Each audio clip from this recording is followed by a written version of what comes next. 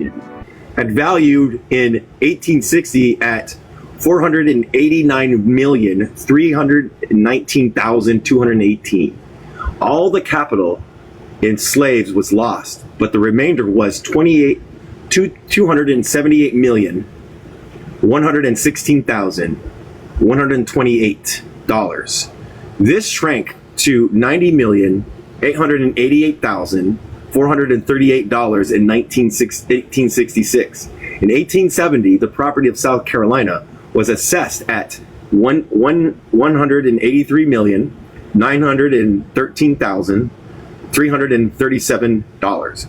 Besides this, millions were lost in bank stocks, endowments, and investments. One newspaper estimated that the gross property value shrank from $400 million in 1860 to $50 million in 1865. Of course, much of this was guesswork. The values of 1960 were inflated. The values of 1865 and 1870 perhaps unduly depressed. The builders of the new state wanted to make taxes inform, and therefore provided for the revaluation of lands and improvements. A committee was appointed to investigate the financial status and the new school system, which was expected to be the largest item of expense. A splendid commentary upon the new spirit which had arisen in the state was guaranteed an annual levy on all property and poll tax. The property holders wanted to limit state indebtedness and prevent the legislature from extending credit to private corporations. But these suggestions were not approved of. The convention had a vision for prosperity, and they wanted railroads, schools, and poorhouses, and a distribution of land. Quote, in Progressive Age, said Judge Wright, the legislature must do its part, and the responsibility of that body of the people was sufficient checked against extravagance. A committee of property holders was alarmed and estimated that it would cost $2,230,950 annually to run the state, instead of $350,000, which had sufficed before the war. This was true, but when later the expenditures of the state reached this sum, these people complained that the expenditure must on its face be fraudulent. Singularly enough, it was conveniently forgotten that a good portion of the white officials of South Carolina during Reconstruction were not Northerners, but Southerners, and several of them have served in the Confederate Army. Moses, who became governor, Robertson, United States Senator, and Nigel, I think, comptroller, and former Confederate officers were Southern white men. Bowman, a congressman, while born in the North, he had lived in Georgia before the war and served as captain in the Confederate Army. Of the white Northerners, Chamberlain, shrewd and able, but not over scrupulous, was the leaders. Among the other were Scott, well-meaning but not a strong governor, a palpable Parker, inefficient state treasurer, and Patterson, who bribed his way to defeat black people for the United States Senate. The first governor under the new regime was Robert K. Scott, born in Pennsylvania, a colonel in the Union troops during the war and assistant commissioner of the Freedmen's Bureau. Scott faced great difficulties in this generally conceded to have been a well-meaning man, a well-born native Southerner. White was, oh my gosh, I already got my first visibility. Hold on a second. TikTok should allow this for real. Okay. Sorry, everybody. The first governor under the new regime was Robert K. Scott, born in Pennsylvania, a colonel of Union troops during the war, an assistant commissioner of the Freedmen's Bureau. Scott faced many difficulties and is generally conceded to the to have been a well-meaning man.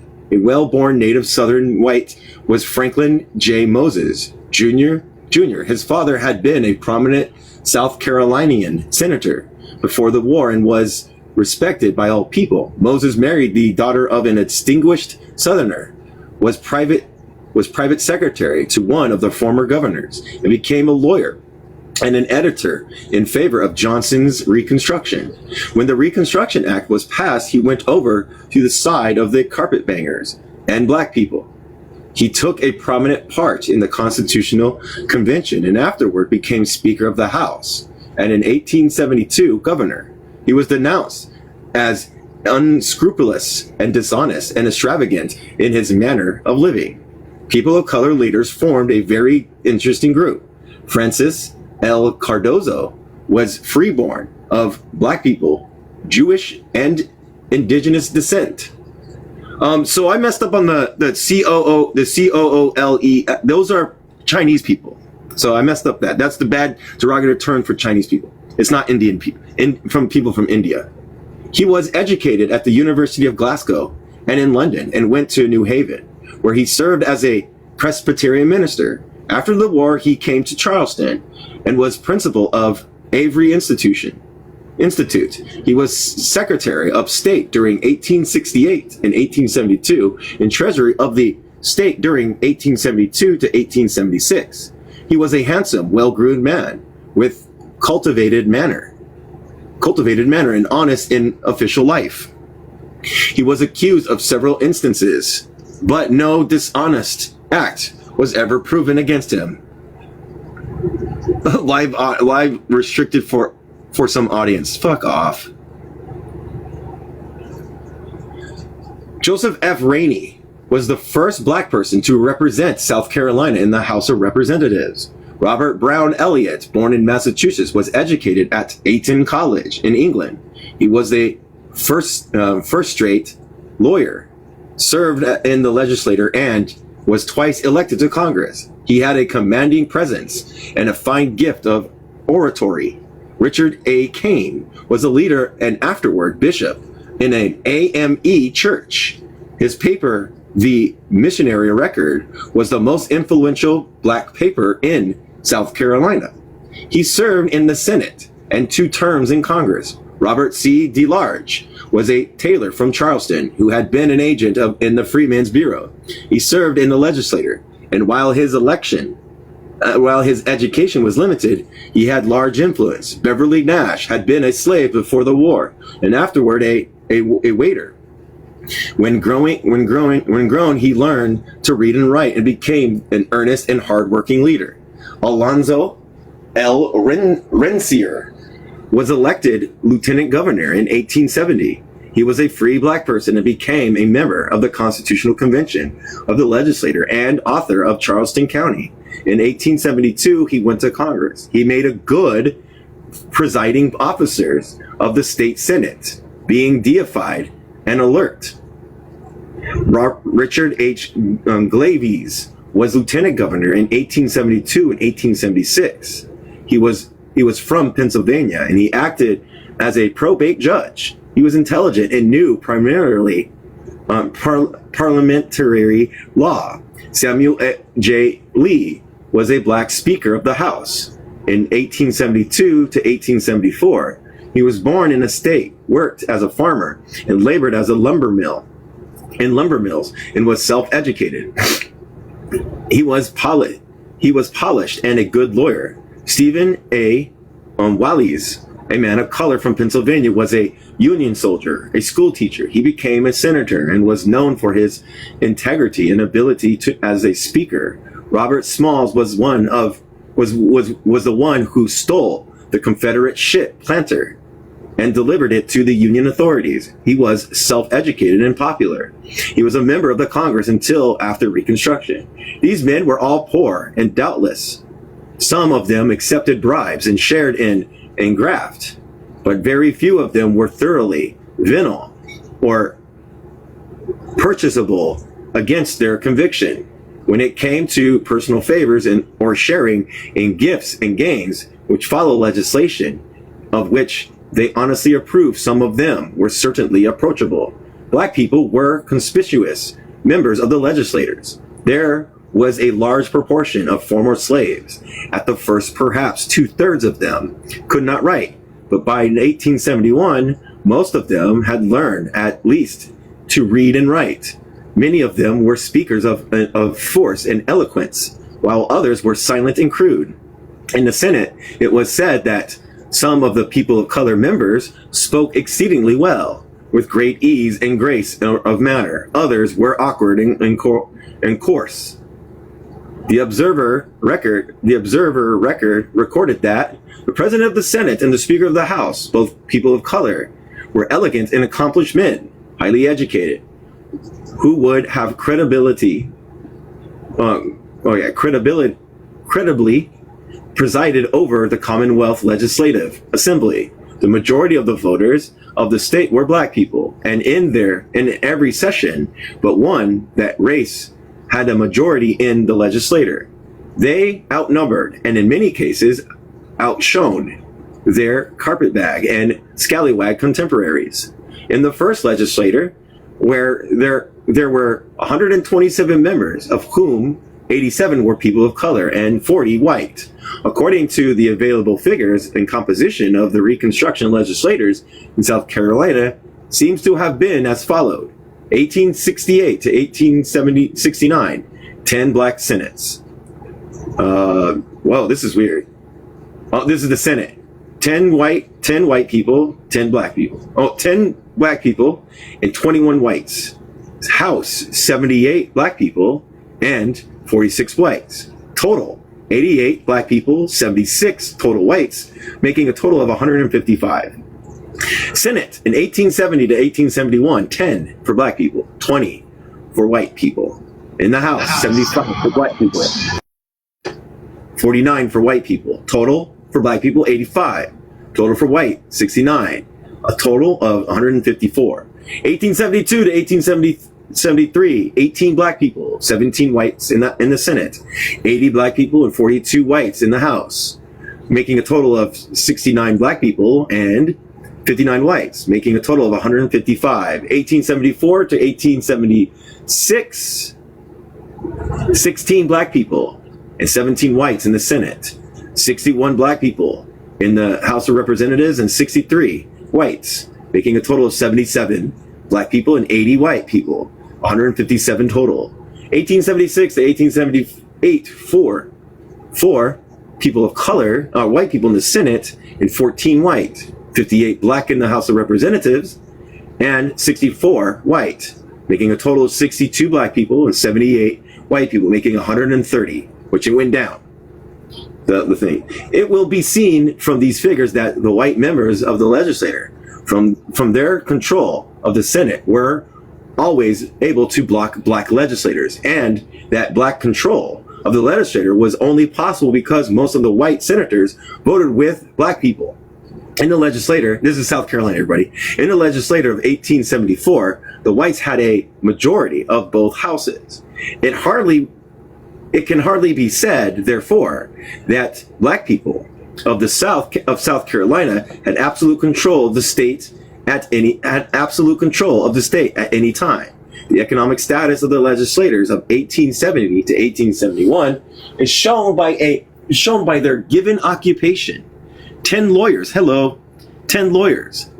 farmers, 9 physicians, 17 clergymen, 12 teachers, 16 planters, 13 merchants, 3 merchant tailors, 3 clerks, 2 masons, 8 builders, 1 engineer, 1 marble dealer, 8 carpenters, 2 hotel keepers, 1 druggists, which is probably pharmacy, 1 bookkeeper, 1 wheelwright, 4 coachmakers, 1 tanner, 2 mechanics, 1 chemist, 1 auditor, 1 hatter, 1 blacksmith, and 1 tailor.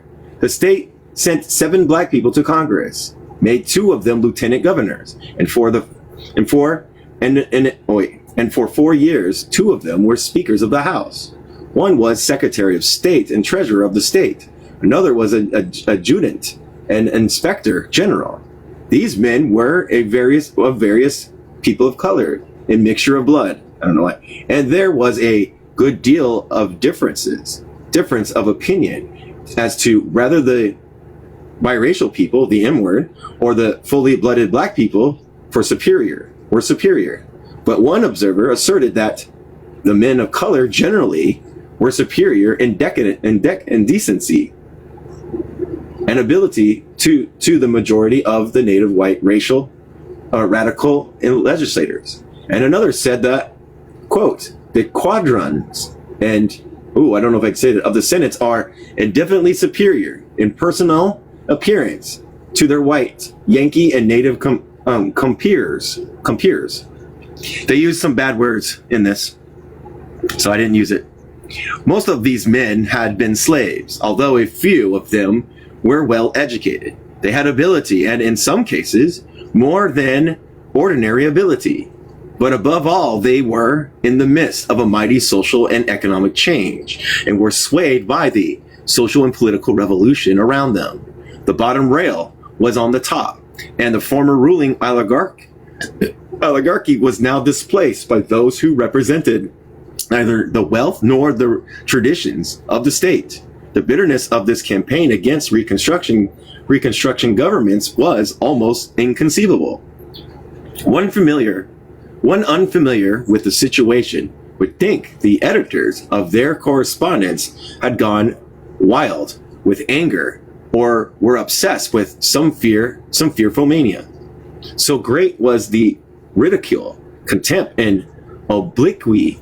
I'm gonna make sure this word's right. Let me go look at this word. Everybody's kung fu fight. Sorry.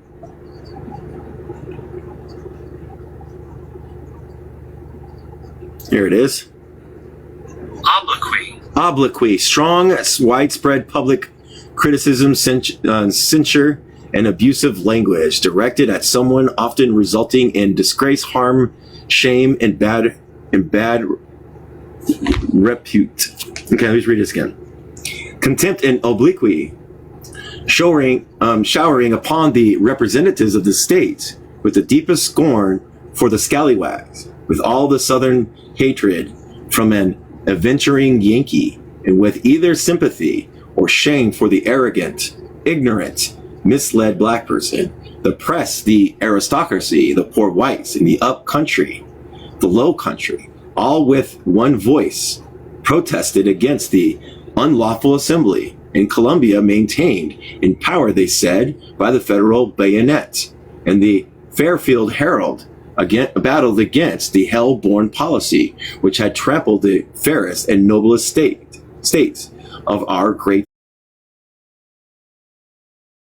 freaking S-words and shouldered strap brigades, the policy which has given up millions of our freeborn, high-souled brethren and sisters, countrymen and countrywomen of Washington, Rutledge, Marion, and Lee, to the rule of gibbering Louis Eaton, devil-worshipping barbarians from the jungles, the jungles of Dahomey, the peripatetic buccaneers of Cape Cod.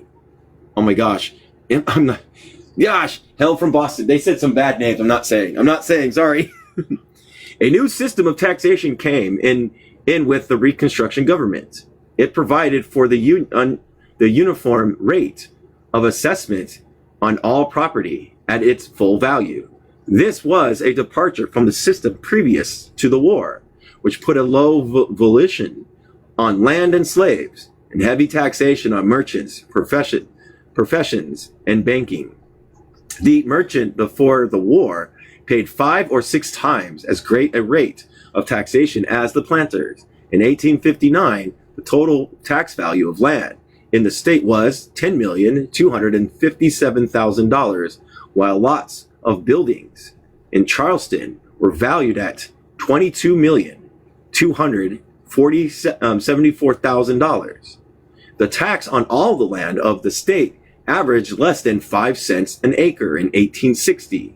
When the new system came in it was difficult to find persons to administer to it, and every landholder objected to it.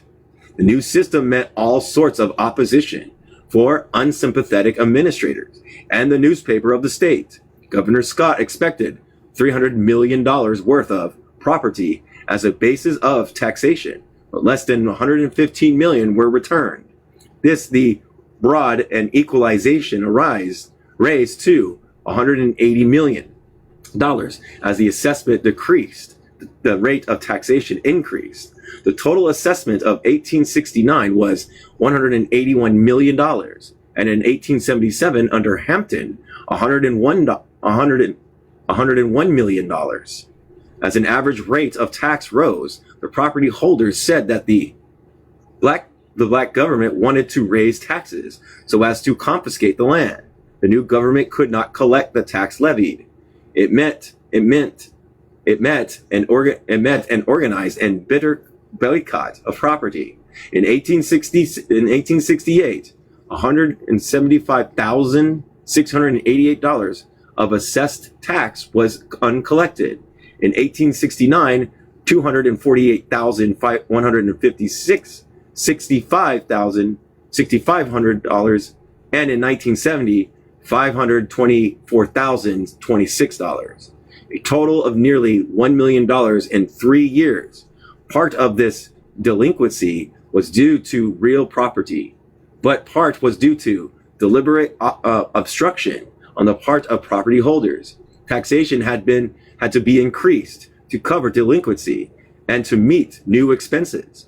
In 1860, taxation of $500 million of property was $1,280,383. In 1870, $2,767,675 was assessed on $183 million.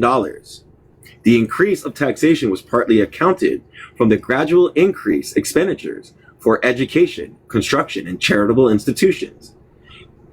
At the same time, the inflation of the currency makes comparison with conditions previous to the war difficulty. More money was certainly raised by the state during Reconstruction, but on the other hand, a much larger proportion of expenditures was designed to aid the laboring poor, and did aid them largely. Gotta give my eye. Where's my thing? There it is. Hold on a second, everybody. Yeah. Indeed, it might have changed the whole economic position of the proletariat if it had been sufficiently and honestly expended. In the legislature, in 1868, a free common school system was organized temporarily and permanently in 1870. Relief was extended to various classes of citizens, especially poor laborers. In 1868 and 1869, an act was passed providing for a land commissioner who was to act under a board. Land was to be purchased in various parts of the state and was to be sold in plots and not less than 25 and not more than 100 acres to actual settlers. To $200,000 worth of bonds were provided to finance this proposal, and later this was increased to $500,000. The land commissioner was to hold office at the pleasure of an advisory board consistent of a chief state officer. One of the chief sources of corruption in nearly all the reconstructed states was railroad building, and the reason for this is easily misconceived because of the changed economic status of the railroads today.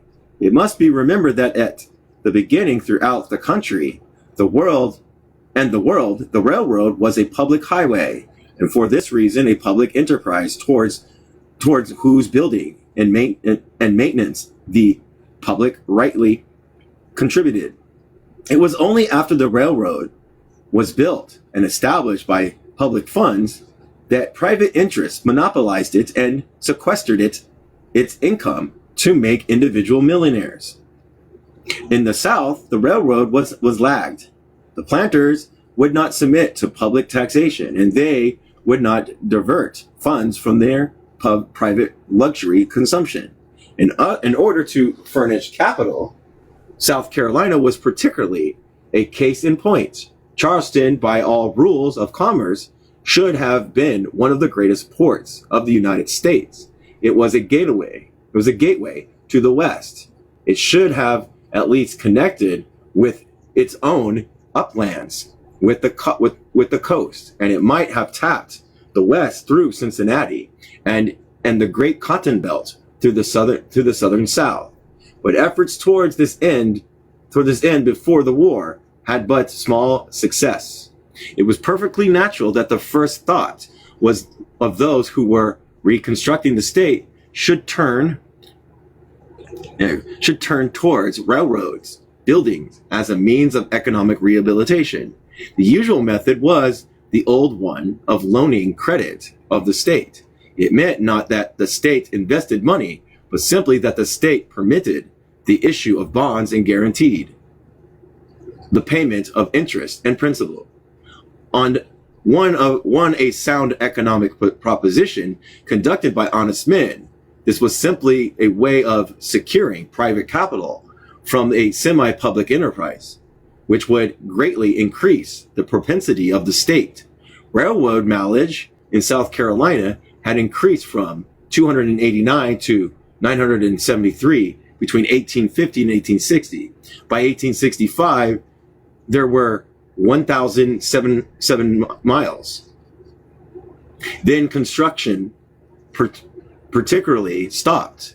The effort was turned towards rebuilding the railroads and giving them new equipment. The difficulty was that the flock of concormorants. Let me make sure I know this word, everybody.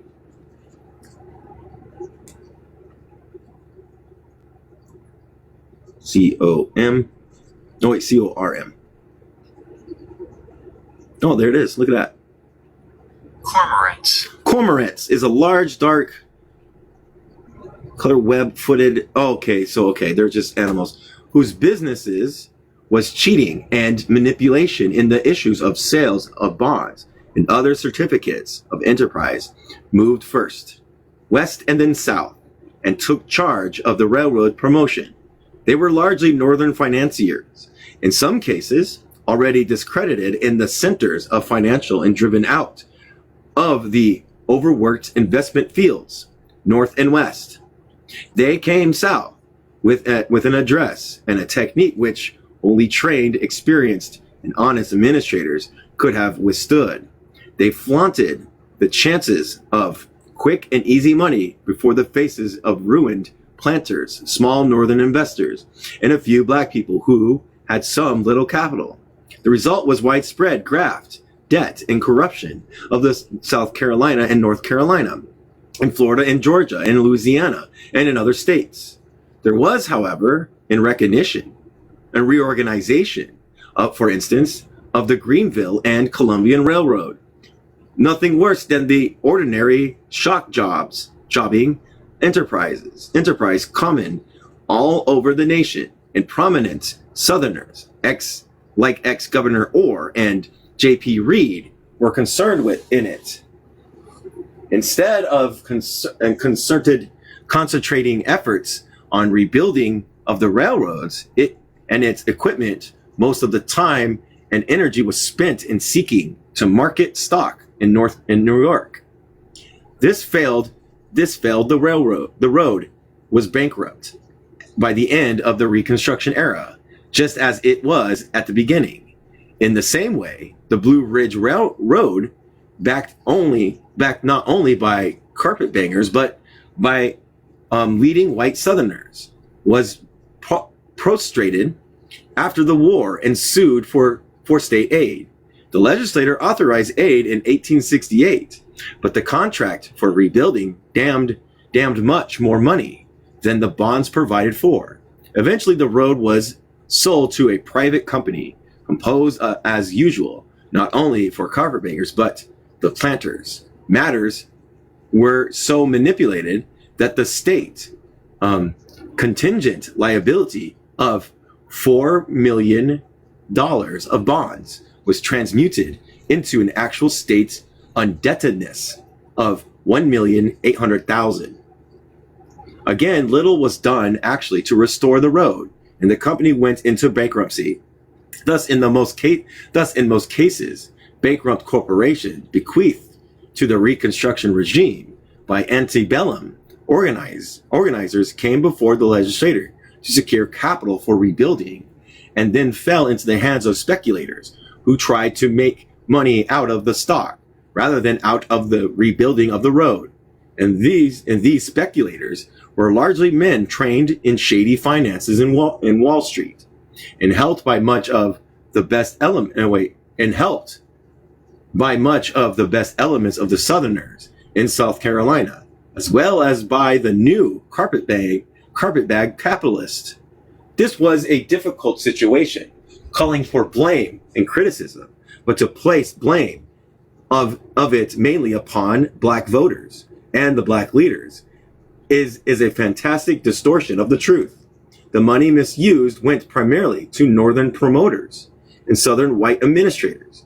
And while, of course, the poverty-stricken electorate was gripped and bribed by such organized thieves, the remedy for this was not the disenfranchisement of labor, but its education and such an increased share of the product of industry as to make life livable without theft or sale of soul.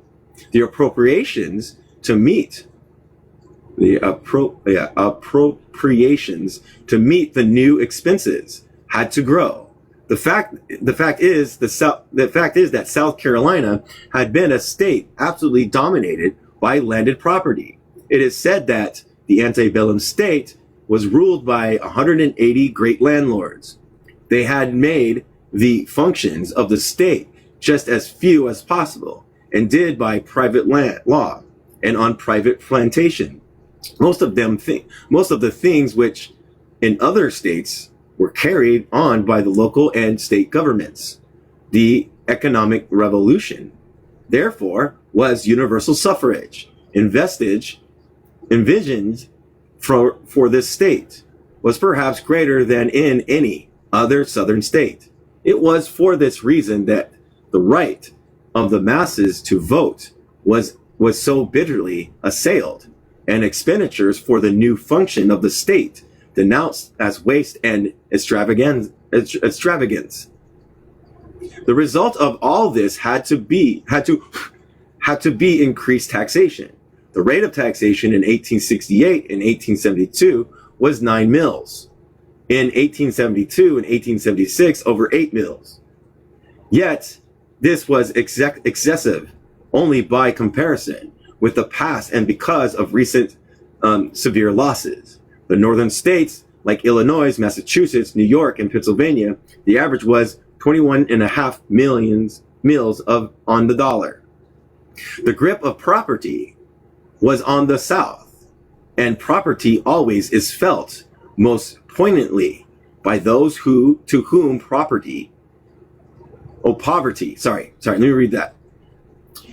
The grip of poverty, not property, poverty was on the South, and poverty is felt most poignantly by those to whom poverty has been unknown. The planters used to ease and a certain degree a luxury were the ones that felt the new poverty as a terrible heaven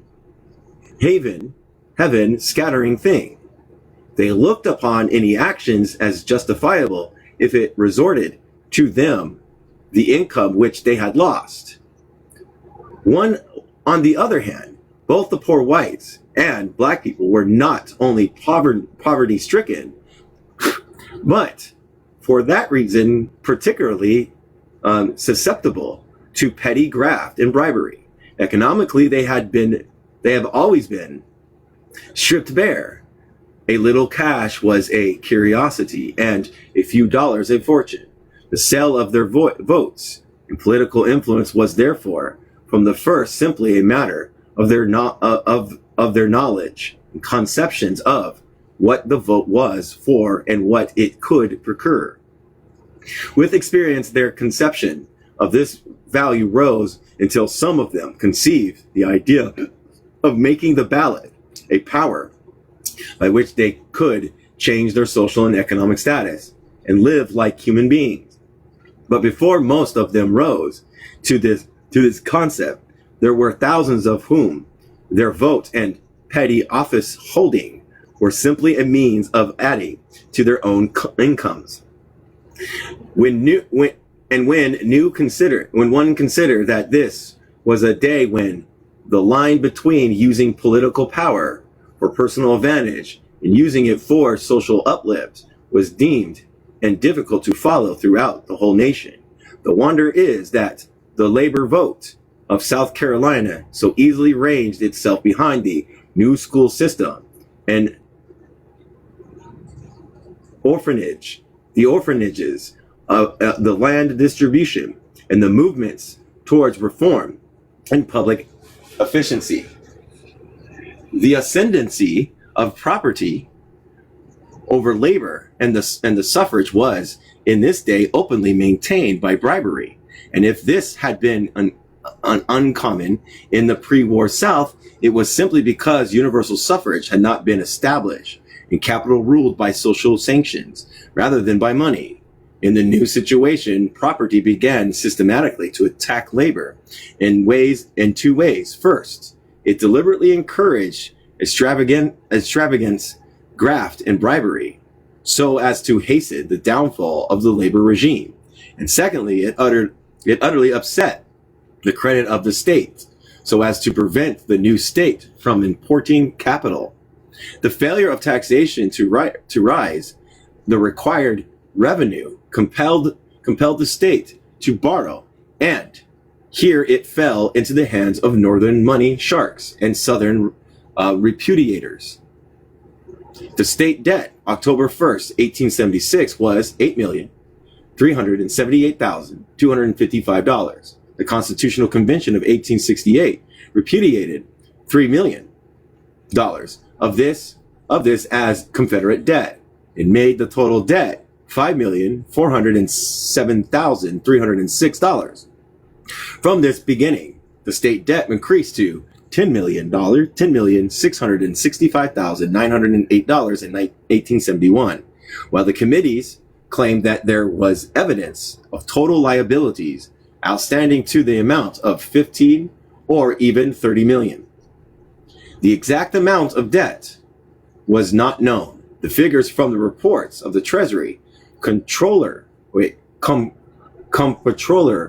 General and financial agent did not agree, and it was claimed by the opposition press and even by some of the state's officials that there were large issues of fraudulent bonds on the market, and that certain of the state officials had profited thereby, while the conservative press continually reviled their radical government. On no topic was it so prolific or bitter as that of finances and taxation. The total debt bonded and contingent seemed to have been in 1860 $12,027,090, 1865 $15,892,946, in 1868 $14,869,040, in 1871 $22,480,914. In this case, the total indebtedness in 1871 is not clear. The governor report makes it a little less than 12 million. But the investigation committee insisted that because the state government had printed and issued certain bonds, the amount of which was not definitely known, it was possible that the state might eventually be liable for $30 million. This did not mean, as many assume, that the state officials received or squandered any such sums. The method by which small amounts of actual cash received became a paper debt. A huge amount is explained in the governor's special message in of January 9th, 1865. I gotta approve something. Hold on a second. Never mind. In the fall of 1868, I visited New York City for the purpose of borrowing money on the credit of the state on coupon bonds under the provision of the Acts of August 26, 1868. I had the assistance of Mr. H. Kempton, United States Senator F.A. Sawyer, and Mr. George S. Cameron. I called at several of the most prominent banking houses to effect the negotiation of the required loan, and they refused to advance any money upon our state securities, for those securities have been already branded with the threat of a speedy repudiation by the political opponents of the administration, who have ever since howled the same cry against the state credit. As a person who made this threat controlled the press of the state, they were enabled to impress capitalists abroad with the false idea of a speedy reaction that would soon replace them again in authority. As the capitalists well knew that these persons, when in power in 1862, did repudiate their debts due northern creditors, their distrust of our bonds was very natural and apparently well-founded. It soon became evident to many men familiar with our financial standings in New York that to negotiate a loan authorized, the question was not what we would take for the bonds, but what we could get for them. After much effort and the most judicious management, I succeeded to borrow money through Mr. Cameron at the rate of $4 in bonds and $1 in currency. The bonds being rated at 75% below their par value, or at 25% on the dollar. This loan, however, was only effected at an extravagant rate of 1.5% per month, or 18% a year, a rate only demanded on the most doubtful paper to cover what is deemed a great risk for the money loaned. Subsequent loans were effected at a higher valuation of the bonds, but at the rates of interest varying from 15 to 20%, in addition to commissions necessarily to be paid the financial agent. If then $3,200,000 in money has cost the state $9,514,000 in bonds, it does not therefore follow that the financial board was criminally conspired against the credit of the state, and still less that any one member of the board can justly be held up to public excretions or systemized by the accusation of, quote, high crimes and misdemeanors. For the assumed result of its action, it is proper that I should add that the armed violence which has prevailed in this state for the past 3 years has had upon our bonds the same effect as actual war in lessening their purchasing value, as money as dearer in war than in peace. Klansmen, it says Ku Kluxism made capitalists shrink from touching the bonds of the state as a man would shrink from touching the pestilent body. If there were outstanding in 1874 20 and even 30 million of evidence of debt, it is unlikely that this represented more than 10 million in actual cash delivered, and all monies collected and paid beyond that were not the stealing necessary of South Carolinians, black or white or black, but the financial graft of Wall Street and its agents made possible by the slander and reaction of the planters. The rise of the rise of a group of a people is not a simultaneous shift of the whole masses. It was a continuous differentiation of individuals with inner strife and differences of opinion, so that individual groups and classes began to appear seeking higher levels, groping for better ways until, uniting with their like-minded bodies and movements. Every indication of this was present among Black people during the Reconstruction time. There was not a single reform movement, a single step towards protest, a single experiment for betterment in which Black people were not found in varying numbers. The protests against corruption and inefficiency in the South Carolina had in every case Black adherents, and in many cases Black leaders. The responsibility of Black people for the government of South Carolina in Reconstruction was necessarily limited. They helped choose the elected officials and furnished a large number of members of the legislature. But most of the administrative power was in the hands of the whites, and these were either Northerners or had come south as officers or officials, or to invest money, or native Southerners, both aristocrats and poor whites, who had undertaken to guide the Black vote. As the majority of electorates, Black people were responsible for the officials elected, but their choice was limited. They had among themselves a few notable leaders, some educated in the North, a few educated Southern Black people, and other Southern Black people with little formal in education, but much hard sense.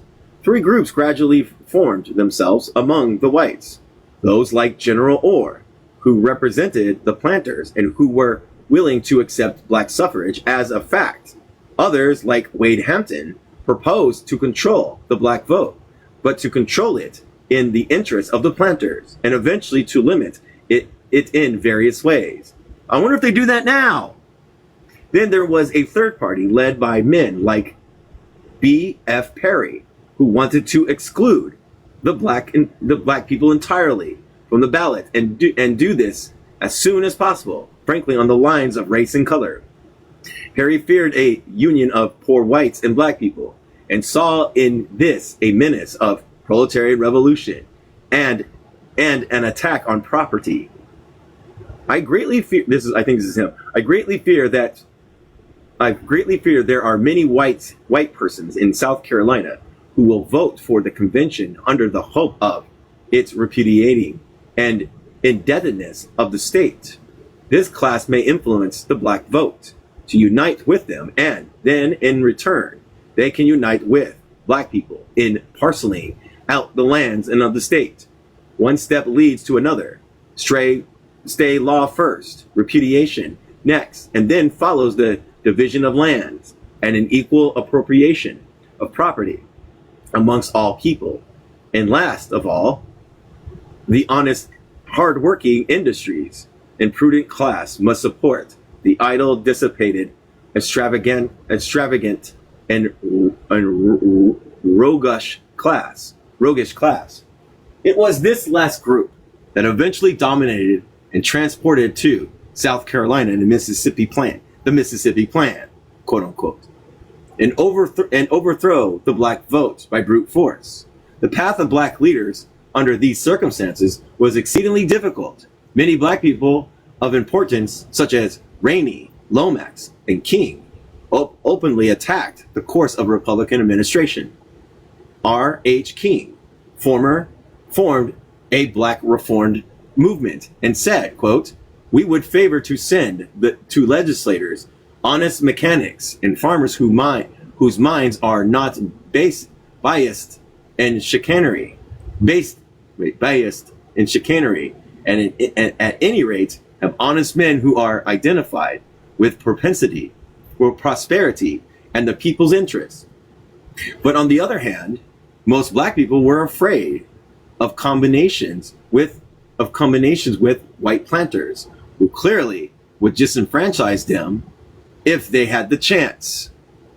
As the state debt increased and taxpayers convention met in Columbia in May 1871, at 30 with 30 counties representing and a few black delegates. It protested against the increase in the public debt and the high taxation and attacked the financial legislation. It warned persons not to buy bonds or obligations issued by the present state government because the property holders were not adequately represented in the legislation. Several black people were members of this convention, and the same year leading black people, including DeLarge, Nash, and Robert Smalls, trying to form a new political party. It was admitted that there was abuse which needed reformation.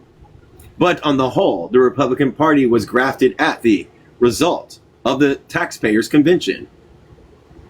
A joint committee of the legislators made an examination of the financial conditions of the state in 1871. This extended over several months. It declared that the total bonded debt of the state was $15,767,908. The financial agents. Oh, wait.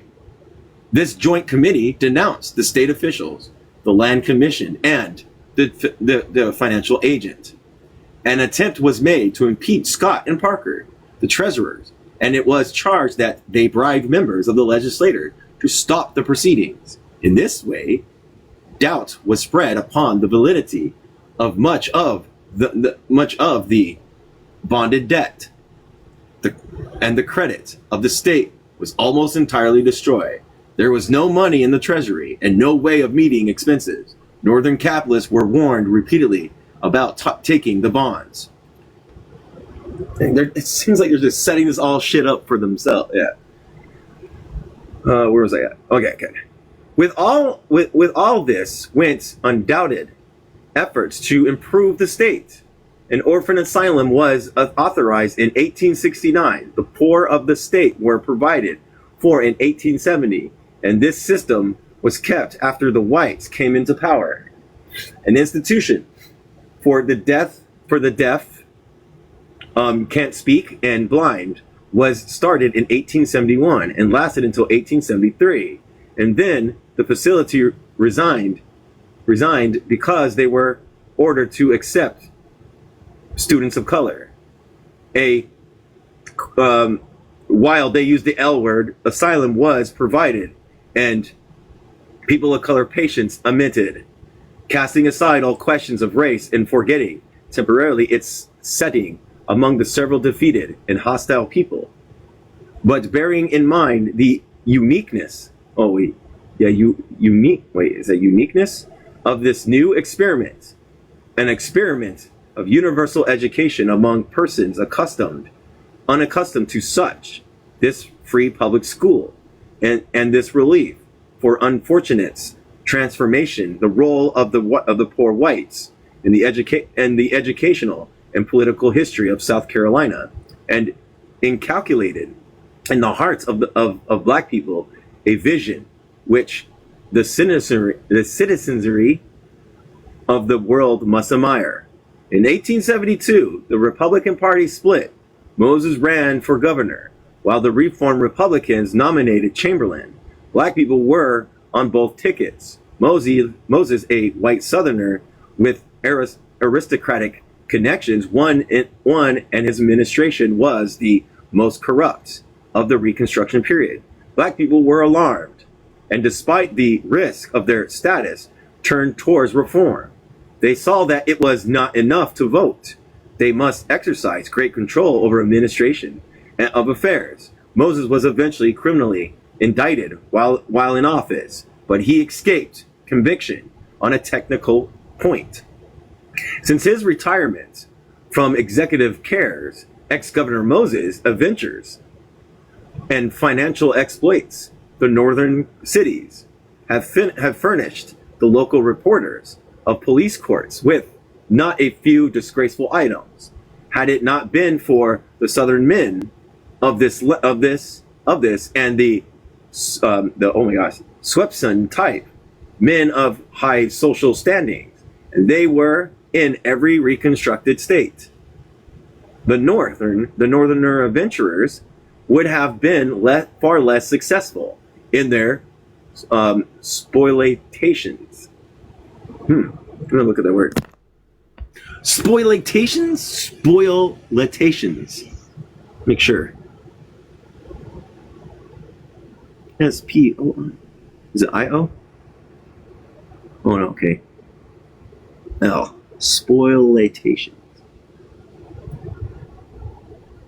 I think that's it.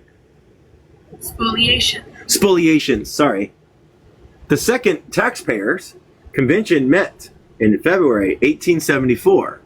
The legislature replied to these charges that the cost of the government had increased only 38% per capita. It said that the appropriations for schools, asylums, penitentiaries, and orphan asylums had been increased, while the public debt had been increased only about $5 million. And that the Taxpayers Convention was composed of the former ruling class, which wanted to regain power. The efforts of black people at reform was severely and definitely handicapped by the attitude of the whites.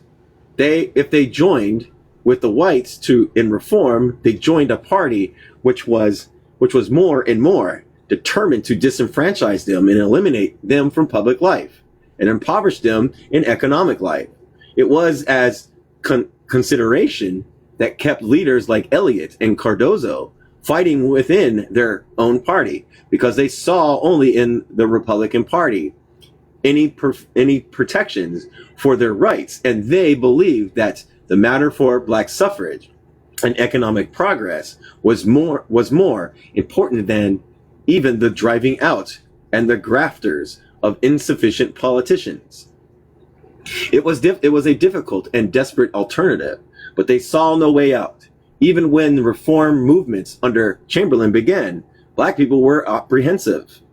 Reform was in sight. In 1874, progressives and intelligent leaders of the party, including many of leaders of color, elected D.H. Chamberlain as governor, and the reforms which he inaugurated and carried through were attested by the white people of the state. The Charleston News and Carrier said, "He stands like a wall. He stands like a wall of granite between the obstinate people and those who seek by a foul move to rob them." The Charlotte Observer called him, quote, the model governor. The Grangee, 1875, declares he was fulfilling the pledges made alike to conservative and Republicans. The Barnwell Sentinel said that the governor will support no measures or policies that does not tend to advance the interests of South Carolina. A public meeting in Charleston gave him thanks, said, for the bold and statesman-like struggles he has made in the cause of reform and the economic administration of the government. The News and Couriers in June says, by supporting Mr. Chamberlain, the whole country was secure. Without revolution, a government in every way satisfactory. The Chamberlain reforms consisted of re-entrenchment of the annual expenses of the state by nearly $2 million, and in an attempt to drive out the grifters who had been robbing the state. Many lead black people supported him, but others did not. Those who did not, like Eliot, had no confidence in the white Southerners behind him. Here was a chance for white Carolina to unite with the progressive Northerners and black people and usher an honest and efficient government without disturbing the right of black men to vote and the right of labor to strive through universal suffrage for its interests. When some black leaders refused to follow Chamberlain, this was from no opposition to reform.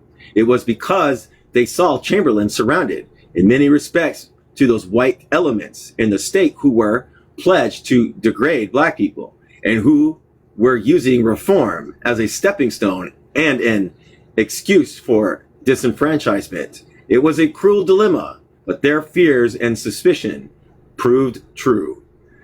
The person of color Speaker of the House in 1874 said that people of color voters, we as the people are blameless in misgovernment.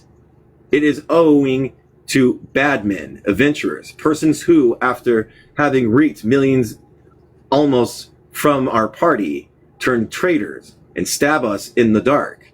Ingratitude is the worst of crimes, and yet we have fostered, the men we have elevated and made rich, now speak of our corruption and venality, and charge us with very conceivable crimes. Independent radicals met October 2nd, 1874, and nominated John T. Greene and Martin R. Delaney as governor and lieutenant governor. They said, "We cordially invite the whole people of the state to support the nominees of the convention as the only means to preserve their common interests, especially requesting the conservatives that have persistently declared that their desire was only for good government without regard to partisan politics to support the independence. The man of color, that's Congress Rensselaer of South Carolina, said in his speech at Charleston, March 9th, 1871, I am no apologist for thieves, for if I were, I do not think I would have occupied for so long a time and place in your confidence. On the contrary, I am in favor of the most thorough investigations of the official conduct of any and every public officer in connection with the discharge of those duties. There is anything like well-grounded suspicion, and to this effect have I spoken time and again, nor am I lukewarm on the subject of better government in South Carolina than that which seems to be bearing heavily on all classes and conditions of society today, still recognizing that which I believe to be true, that such is the determined opposition to the Republican Party and its doctrines by our opponents, that no administration or of our affairs, however honest, just, and economical, would satisfy any considerable portions of the democratic masses in the state of South Carolina, and satisfy that the principles and policies of the great Republican Party to which I belong are best adapted for the promotion of good government to all classes of men.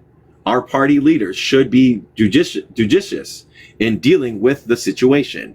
And again, when we are called upon in our primary meeting, in our country, in our county and state nominating convention, let each man act as if, by his individual vote, he could wipe out the odium resisting upon our party and help to remove the evils that afflict us at present. Let him feel, black or white, that the country holds him responsible for the shortcomings of his party, and that it demands of him the evaluation to public positions of men who are above suspicion. Let each man feel that upon him individually rests the work of reform. Let each man feel that he is responsible for every dollar of the public money fraudulently used, for every schoolhouse closed against his children, for every dollar of taxation in excess of the reasonable and legitimate expenses of the state. In short, let every man feel that society at large will hold him and the party accountable for every misdeed in the administration of the government, and will credit him with every honest effort in the interest of the people and in the interest of good government, whereby the community as a whole is best protected and the equal rights of all guaranteed and made safe. The curious charge is often made that black people devoted all their energies to politics. Had this been true, their labor could never be restored. Their labor never. Okay, hold on. Had this been true, their labor could never have restored the cotton crops, the naval store industries, and the whole economic fabric in the state. And in their fight, they sought to use not only political, but other economic weapons. The pressure for land and taxation, and the taxation of landholders gradually yielded results. By 1880, the 33,000 plantations of 1860s were divided among 93,000 small farmers. In 1866, the Charleston branch of the Freedmen's Bank had deposits of $18,000. In 1870, $165,000. In 1873, 350,000 belonged to 5,500 depositors, showing that this was the savings of the poor and not the capital of the petit bourgeois. Only about 200 of the depositors were white. People of color had accounts ranging from 5 cents to $1,000. When the bank failed in 1874, the Charleston branch owed 5,296 depositors a total of $253,168. The Beaufort branch owed 1,200 depositors $77,216. The Black Labor Movement began.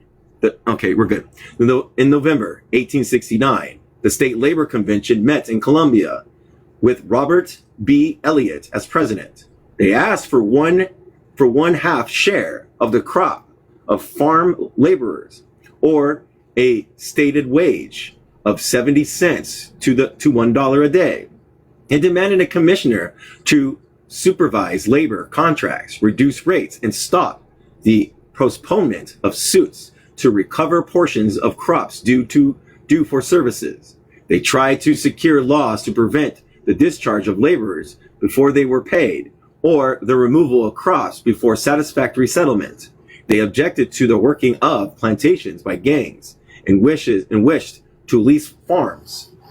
There were serious labor difficulties in 1876 through a strike of farm laborers in Colton County. They threatened to destroy the crops of the planters. Another strike occurred in the rice fields of Beaufort County, where 200 black people at harvest time demanded an advance of 50% of wages. They imprisoned scabs in the outhouses and overpowered a sheriff and his posse. But the governor sent the leader of color, Robert Smalls, with a company of militia, and a mob was dispersed. Here's what they say. I inquired whether the black laborers have shown any disposition to violent outbreaks such as having occurred in several West and Caribbean islands. But I could only hear of one such case when the hired laborers in some of the rice plantations of South Carolina struck for wages and used much violence towards non-strikers, hunting them about with whips. The whites attempted to apprehend the rioters, were mobbed, and the affair at one time looked very serious. But by the aid of the influential black politician, the matter was accommodated, and the laborers have since worked well and quietly. I am told that though in their immediate demands, black people were in the wrong. They had much ground of complaint, owing to the practice of some of the employers who not being able to pay the wages earned a due, put the laborers off with checks upon stores, kept on the truck principle. Hold on. Okay. On the best, one of the best black unions was the Longshoremen's Protective Association of Charleston. In 1875, it was described as, quote, the most powerful organization of people of color laboring class in South Carolina. 500 of its 800 members held an, quote, an exceedingly credible parade with members well dressed and good looking.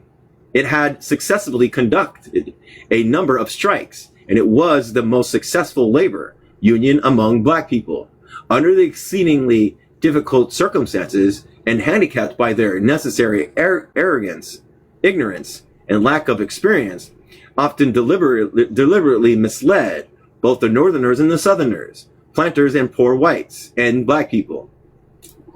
In legislation and in self-control had made the excellent record. Their group controlled exercises by South Carolina black people was remarkable.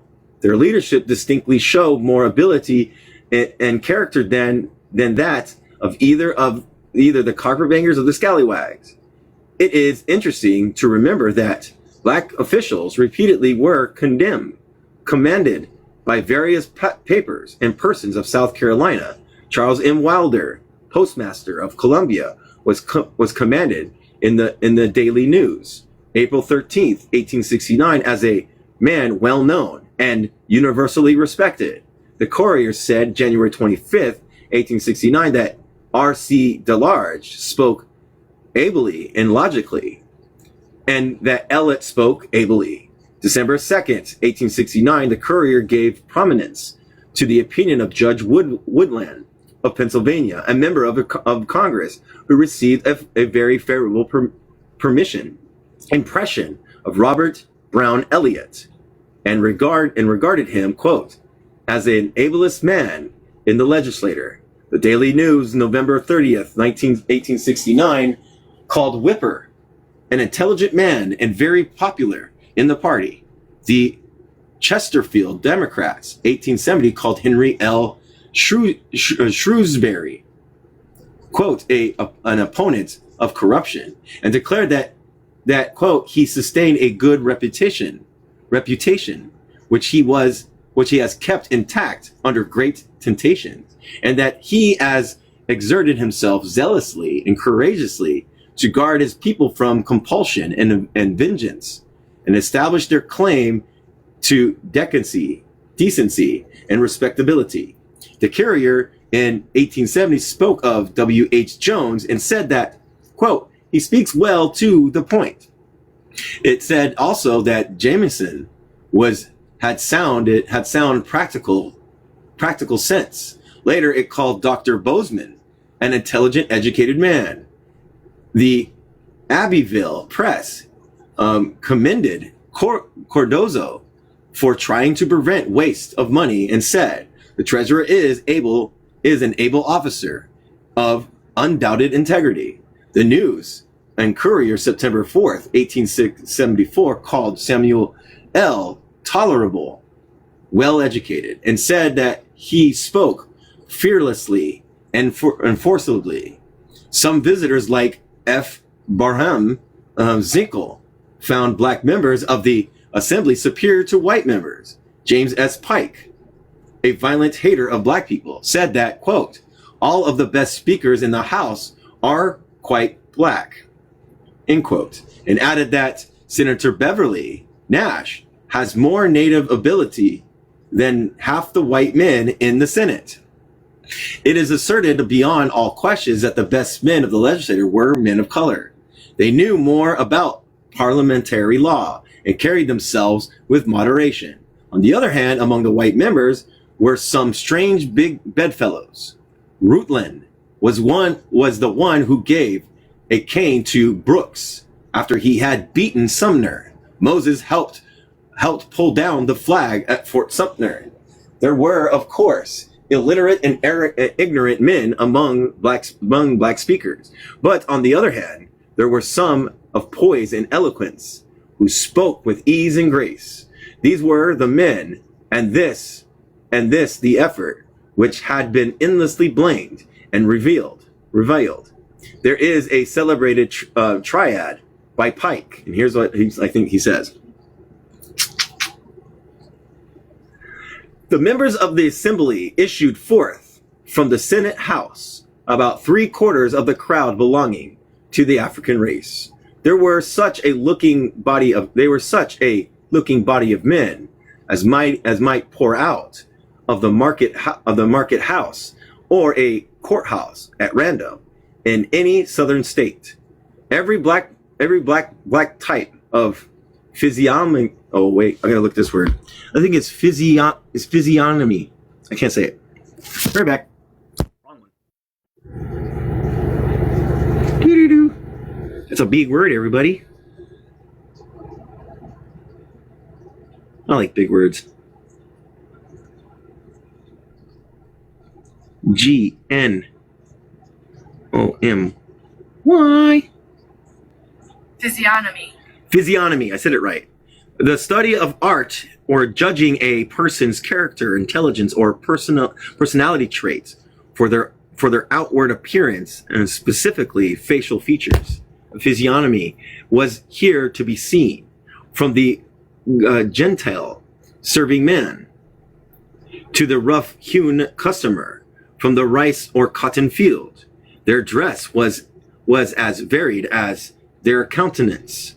There was the second-hand black frock coat and affirmed gentle. I can't say the word. Gentility. I'm gonna make sure. I get these messed up. Look at that. People are coming in. Maybe they'll unfollow me. I don't know. Just kidding. Gentility. I said it. Gentility, glossy, and threadbare. There was the stovepipe hat of many ironing and departed styles. There was also to be seen a total disregard of the proprieties of custom and in the course of the dirty garments of the field.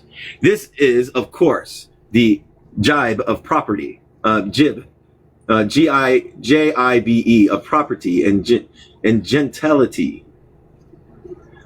At poverty and ignorance, most men always have been poor and unkept. Then comes the real attack. The speaker is black, and the clerk is black. The doorkeeper are black. The little pages are black. The chairman of the ways and means is black, and the chaplain of coal black. At some of the desks sit men of color, whose types it would be hard to find outside of the Congo. God damn, that dude sucked. I'm having a burping fest sometimes. Then comes the acknowledgement. It is not all sham, nor all burlesque. They have a genuine interest and a genuine earnestness in the businesses of the assembly, which we are bound to recognize and respect. They have the earnest purpose born of conviction, and their conditions are not fully assured, which leads a sort of dignity in their proceedings. Interesting. It is surely not all sham and burlesque. Indeed, was any of it sham and burlesque, save in minds of like Pike's. Take out the accusation of being black, which is still a crime in the United States, and there remains in such triads as this only a protest against arrogance, ignorance, and poverty presuming to rule intelligence and wealth. And yet, under the circumstances, how else was the necessary economic and social revolution to be effected? The charge against black legislators manifestly could not be simply the charge of being black. The question was, how did they govern? Sir George Campbell, a member of the parliament, says that whatever violence and disturbance there was not on the part of the black majority, but on the side of the white minority, who instead of trying constitutional methods to gain power, preferred the Triple K organization such violent methods, he continues. Before I went south, I certainly expected to find that the southern states had been, for a time, sort of pandemonium, in which a white man could hardly live. Yet it was certainly not so. Well then, I had gone on to ask, did the black legislators make bad laws? My informants could not say that they did. What then is the practical evil of which complaint is made? The answer is summed up in one word: corruption.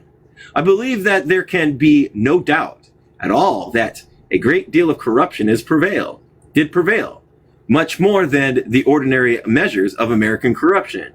It was inevitable that it should be so under the circumstances, but to what degree it was so, it was very difficult to tell.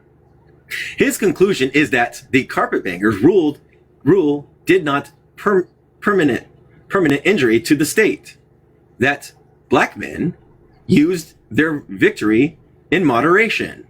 This brings us to the center of the corruption charge, which has in fact the poor men were ruling and taxing rich men, and this was the chief reason that ridicule and scorn and wild anger were poured upon the government. There was after the war a severe economic strain upon the former wealthy ruling class, and if South Carolina had been ruled by angels during 1868 and 1876, the protest of wealth and property would have been shrill and angry, and it would have had all the justifications that the war-ridden always have. Real quick, I'm gonna look ahead. I'm gonna put a bookmark at 466. Let's look ahead. 466. Thank you. I bet you I'm gonna have to find a stopping points here soon. Whoa, maybe not. Wait. Hold on. And,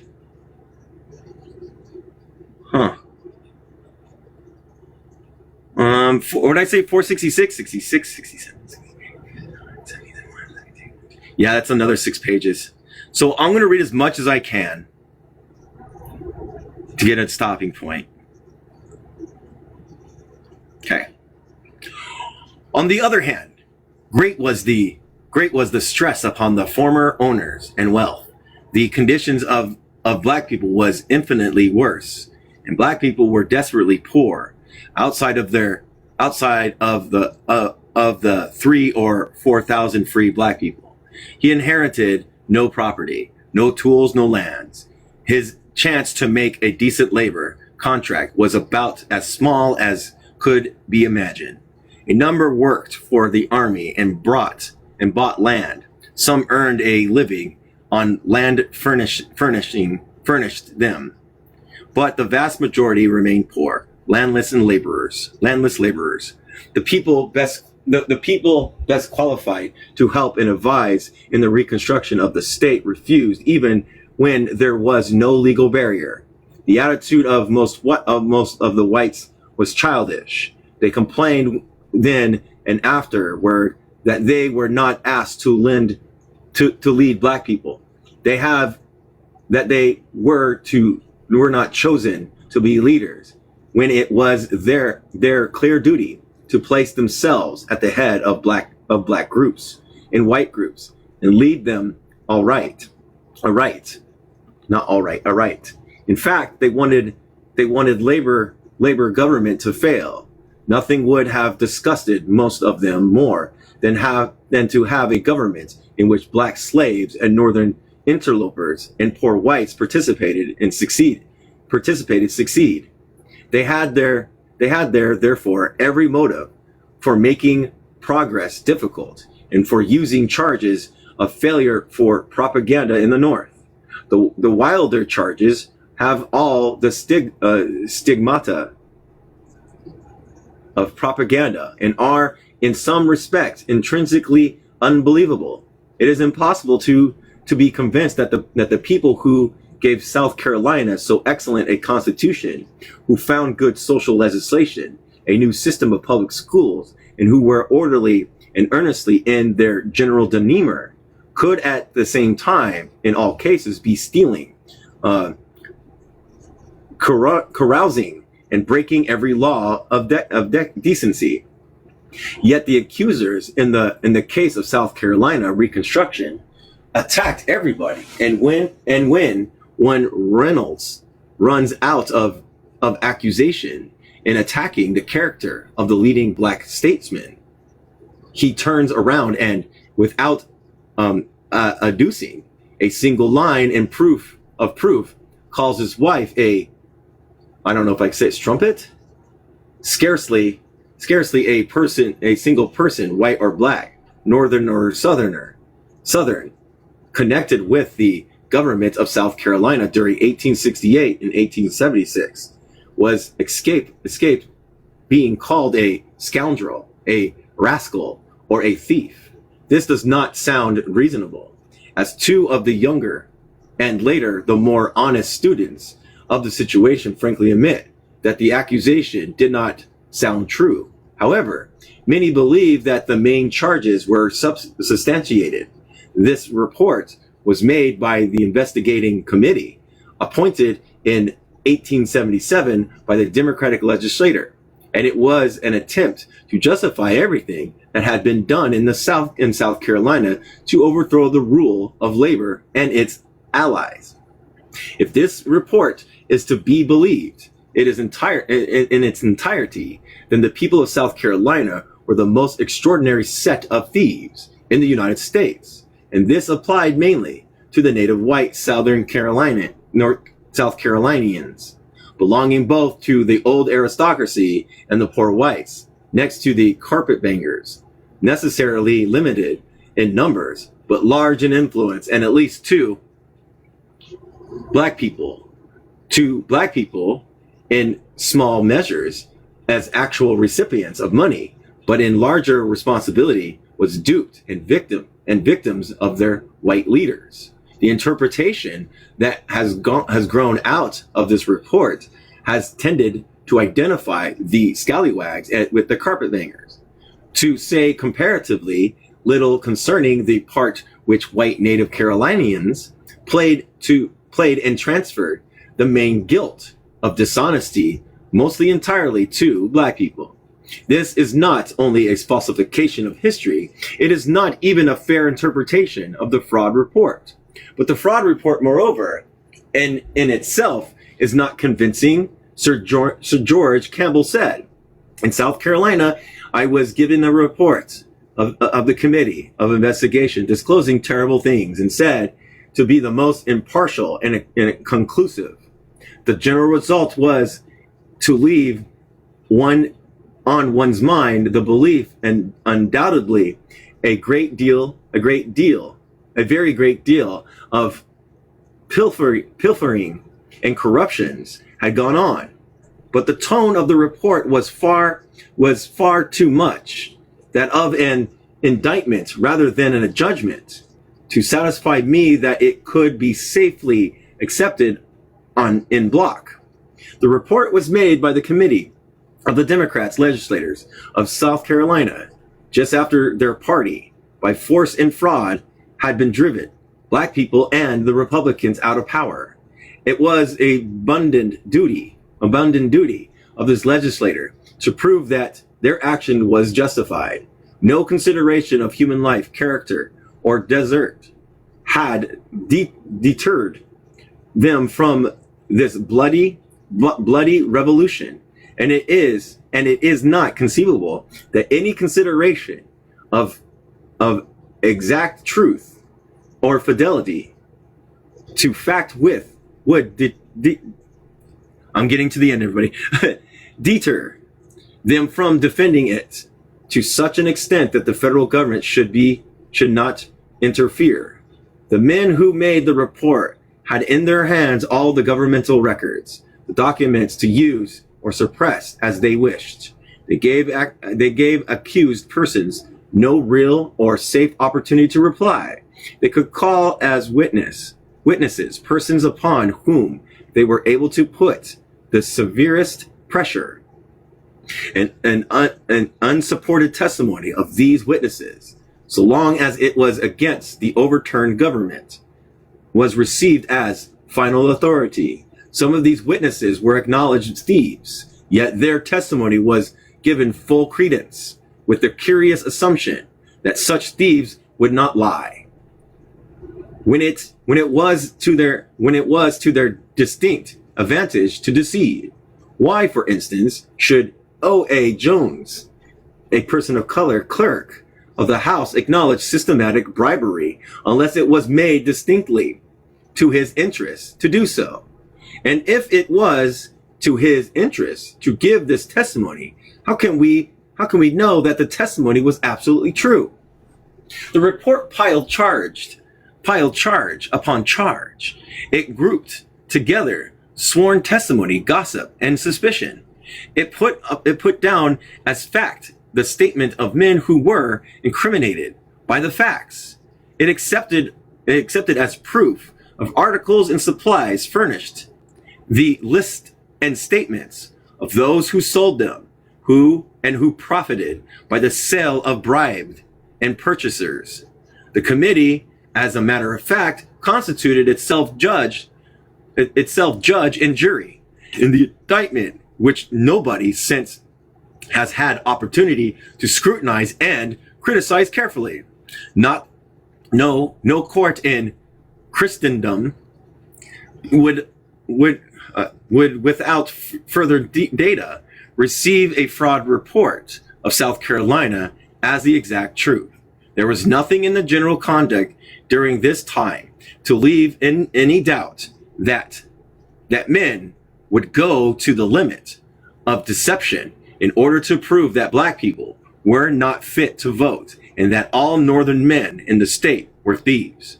And the whole story of this era has not been revealed nor studied with impartial and scientific accuracy. Perhaps at this late day, it never can be. And we're going to stop right there.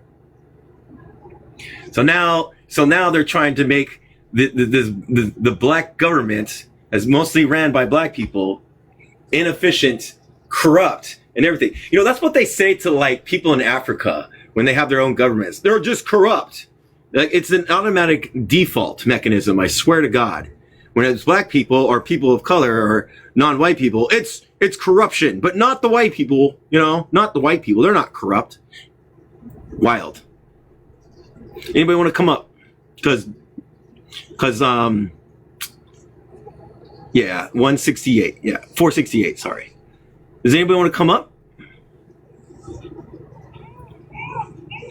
I know you can't, Joe. I know you can't talk. I get it. But, oh, here comes somebody. Oh, there they are. Hello. Hello. Poor Joe can't talk. What would you like to say? It's not going to be much different from what you said. It was going to be the fact that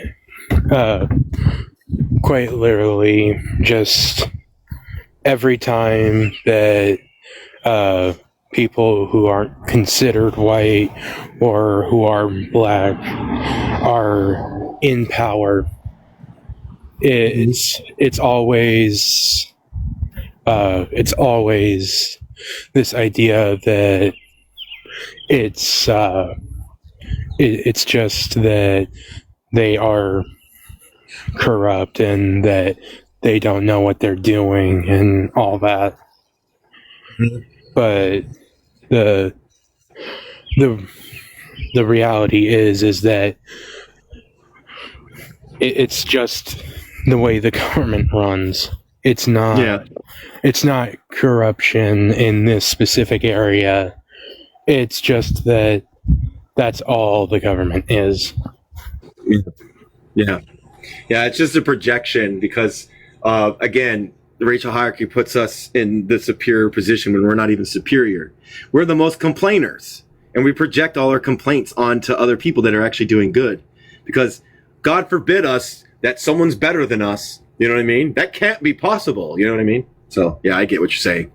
You know, so but also it comes to tell you that there's still very poor and destitute black people that haven't been able to rise up beyond that. And there's been a couple.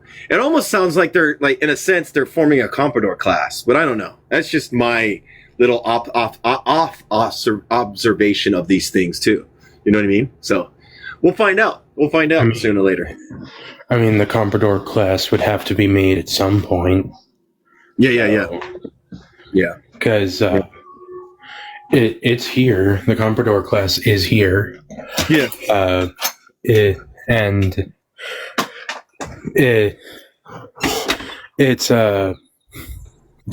got to start existing at some point. So yeah, I can see that. But I'll shit, what was I gonna say? Oh yeah, also, like,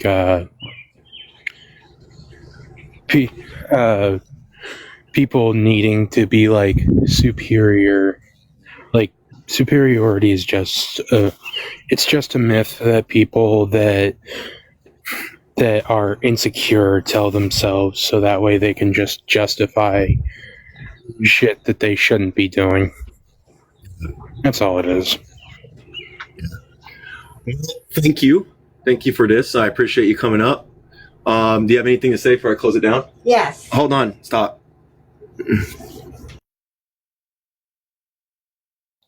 Hi. I would like Joe to speak. Hi. So what I wanted to say was, so as we can tell from living in the South most of my life, those same racist people that got the black people out of government and took their rights to vote away are still in power today. That's it. Okay. Thank you. You're welcome. All right. Well, I'm going to go ahead and close it down for the evening. I'll pick up tomorrow again and we'll read further.